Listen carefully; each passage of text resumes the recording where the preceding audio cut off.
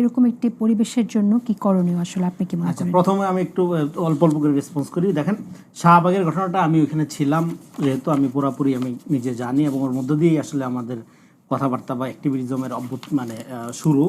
তো সেখানে আপনি বাইরের থেকে ফাঁসি, আমি কোনোভাবেই ফাঁসির পক্ষে না, যে কোনো বিচারের পক্ষে।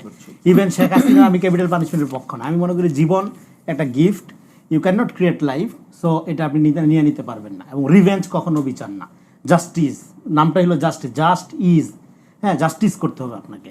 তো আপনার মব করার মধ্যে দিয়ে আপনি শাস্তি নির্ধারণ করে দেওয়ার প্রেশার দিলে সেটা জাস্টিস হয় না, এক নম্বর। সেটা যেই শাস্তি হোক, এবং বাংলাদেশের সর্বোচ্চ শাস্তি যে ফাঁসির বিধান, এটা তো আমি ব্যক্তিগতভাবে ফাঁসির পক্ষে না, কোন শেখ হাসিনারও ফাঁসির পক্ষে না।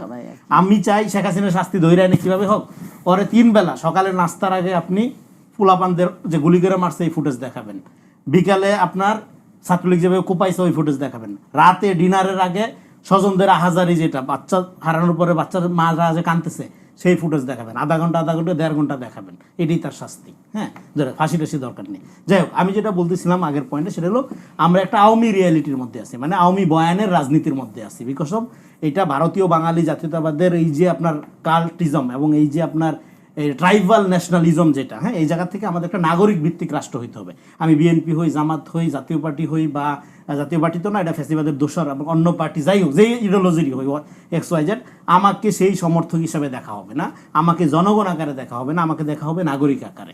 এবং আমার ওপিনিয়নটা ইকুয়ালি গুরুত্বপূর্ণ, একটা দলের সংগঠিত মতাদর্শ অতটা গুরুত্বপূর্ণ না। এটা তার রাজনীতির জন্য গুরুত্বপূর্ণ, কিন্তু আমার পার্সোনাল ফ্রিডমটা খুব ইম্পর্টেন্ট। এটাই হলো এই জেনজির অভ্যুত্থানের আকাঙ্ক্ষা। ফলে এই আওয়ামী রিয়ালিটিকে আপনার চেঞ্জ করতে হলে কীভাবে চেঞ্জ করতে হবে? চেঞ্জ করতে হবে যে আপনার এটাকে বলে যে চেঞ্জিং দ্য রিয়ালিটি। এইটা চেঞ্জ করার একটা পদ্ধতি হলো চেঞ্জিং দ্য ন্যারেশন। যে ন্যারেশনের মধ্য দিয়ে আমরা আসি, এটা হলো শাহবাগী ন্যারেশন, আওয়ামী মুক্তিযুদ্ধের ন্যারেশন। সেখানে মুক্তিযুদ্ধটাকে জনযুদ্ধের ফ্রেমে আনতে হবে। এবং এই 24-এর অভ্যুত্থানটাও কোনো দলীয় অভ্যুত্থান না, এটারও কর্তাসত্তা প্লুরাল, ছাত্র জনতার অভ্যুত্থান। ফলে সেখান থেকে আপনাকে এই নতুন 24-টা হবে আমাদের পুরা হিস্ট্রিওগ্রাফির মধ্যে আমরা যে পরাধীন, রাজনৈতিকভাবে যে আমরা পরাধীন জনগোষ্ঠী আকারে, সেখান থেকে আমাদের রাজনৈতিকভাবে মুক্তি হওয়ার প্রসেস শুরু করতে হবে। সেটার জন্য একটা নাগরিক ভিত্তিক রাজনীতি আমাদের লাগবে। এখানে জনগণ দলীয়ভাবে ট্রিট হবে না। যেমন প্রিন্স ভাইয়ের লোক, তার পার্টির লোকই শুধু তার কাছে জনগণ না, আমি তার পার্টির বিরোধী কিন্তু আমিও জনগণ। উনি যদি ক্ষমতায় যায়, উনার দলের কর্মীরা ওনাদেরকে একমাত্র ওই সুপ্রিম শক্তি বা সুপ্রিম ট্রুথ মনে করবেন। আমরা পলিটিক্যাল ট্রুথ দেখতে চাই না, আমরা পলিটিক্স অফ ট্রুথ দেখতে চাই। পলিটিক্যাল ট্রুথ আওয়ামী লীগ দেখাইছে আমাদের, এটা মিথ্যার চেয়ে ভয়ঙ্কর। এটার মধ্যে দিয়ে ফ্যাসিবাদ কায়েম হয়। এবং খুব ছোট করে যদি একটু বলেন সাংস্কৃতিক ফ্যাসিবাদকে আমরা এবং আমাদের আওয়ামী ফ্যাসিবাদ, এটা বেসিক্যালি একটা কালচারাল ফ্যাসিবাদ। এটার এই যে কালচারাল ন্যারেশন, এটাকে আমাদের মোটামুটি এটা ফাইট করার জন্য সমাজে গণতান্ত্রিক সংস্কৃতির কে কাউন্টার সংস্কৃতি আকার নির্মাণ করতে হবে। এই জন্য আমি বলছিলাম চেঞ্জিং দ্য রিয়ালিটি। এটার জন্য দরকার হলো চেঞ্জিং দ্য ন্যারেশন।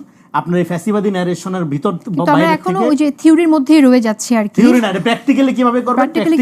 প্র্যাকটিক্যালি করার জন্য এই যে আমাদের স্বভাবের মধ্যে যে আওয়ামী খাসিলত, এটাকে বিআওয়ামীকরণ করা। দেখেন, কলোনির 200 বছর কলোনির ফলে আমরা কি পোস্ট কলোনিয়াল মুভমেন্ট করছি না?